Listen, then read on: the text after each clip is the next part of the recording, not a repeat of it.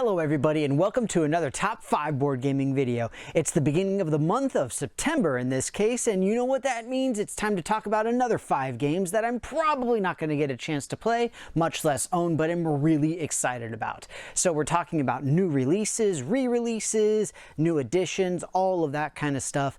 And as we wind down convention season, it means that we've got a ton of these things going on, but I'm going to give my personal 5 for the month that I have seen and heard a lot about most recently. And of course, as always, please let me know anything and everything in the comments below what you all are looking forward to. And with that, we're just going to jump right in with my number 5. At number 5, I've got Splendor Duel. I'm not somebody who's been a huge fan of either Splendor or the duel mechanics that we've seen of late, but they've started to grow on me, and Splendor itself seems to have done an interesting thing with regard to making the duel a little bit more interesting in terms of asymmetric powers and a few other things like that. Still fundamentally Splendor at the core. Seems like it could be interesting, but again, because it's just not something I personally tend to enjoy, it's lower on the list. Splendor Duel, my number 5. At number 4, I've got Tiletum. This seems to be a very kind of typical Euro-style game where the idea is that you're playing as a merchant during the height of the Renaissance, and you're trying to fulfill contracts, get the various goods that you need, all of that kind of stuff. It's fairly typical stuff that you're doing, but it looks like it's being done in a relatively unique way with some tile placement and some stuff like that. So all in all, seems like it could change the formula a little bit, but maybe not enough that it'll set the world on fire, so to speak. Tiletum, my number 4. At number 3, I've got Cat in the Box Deluxe Edition. So as it implies, this is a re-release of the original Cat in the Box, and I just love the fact that we've got quantum mechanics and the concept of quantum physics and collapsing of a waveform in a board game. The idea in this being that it's a very simple trick-taking game, but the concept is that you don't know exactly what color you're playing until you actually play it, which is the obvious reference to Schrodinger's cat being in a box. I think it's absolutely adorable. I think it's awesome that we have this type of thing for something that, scientifically speaking, is actually fairly complicated when it comes to the quantum mechanics behind it. Just seems like a cool game. The deluxe edition includes some of the expansion material from the original. I've not played the original, so I don't know exactly how it is. Just seems like fun, and of course I love my science games. So Cat in the Box Deluxe Edition is my number 3. At number 2, I've got Turing Machine, a game where every single aspect just screams, "Danny, you should play this game!" This is a game that actually has a functional analog computer where you're trying to deduce a particular code. And the idea is that you're using old-style punch cards to try and derive what's going on and how it's working and all that kind of stuff. Everything about this game really speaks to me. I love the fact that it's scientific and computational. I love the fact that it's deduction.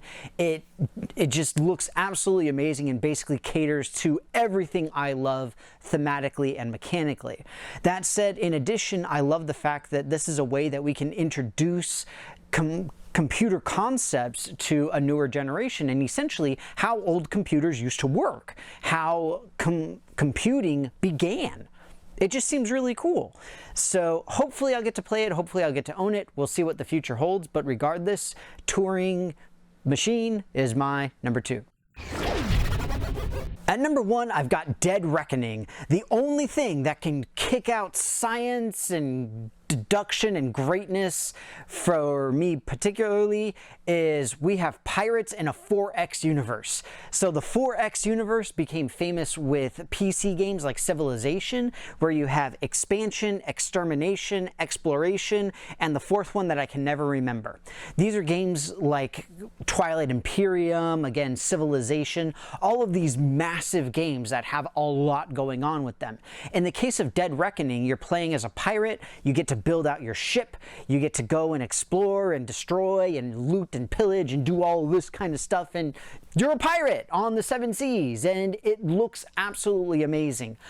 I am absolutely in awe of these types of games. I'm still looking forward to getting my Stellaris pledge, as well as my Europa Universalis 4 and several other things along those lines. I am a big 4X fan. I'm hoping that they do it justice with this, but just in the fact of being able to build up your ship and upgrade and do all that kind of stuff seems absolutely amazing. Very Assassin's Creed Black Flag, for those of you who've played it. But regardless, Dead Reckoning, my number one. Well, everybody, that's going to be it for me. I hope that you enjoyed another top 5 games that I'm really excited about, but am probably not going to be able to play or own.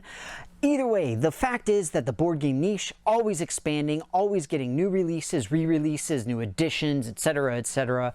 So there are far too many games for any one person to play or own everything. Granted, there are some people who are really trying, or seem to be really trying, but that's beside the point.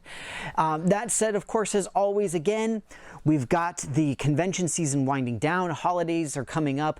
Let me know any and all of your thoughts in the comments below. What are some of the games you're looking forward to? What are you hoping for? What theme or IP do you think deserves to get a game?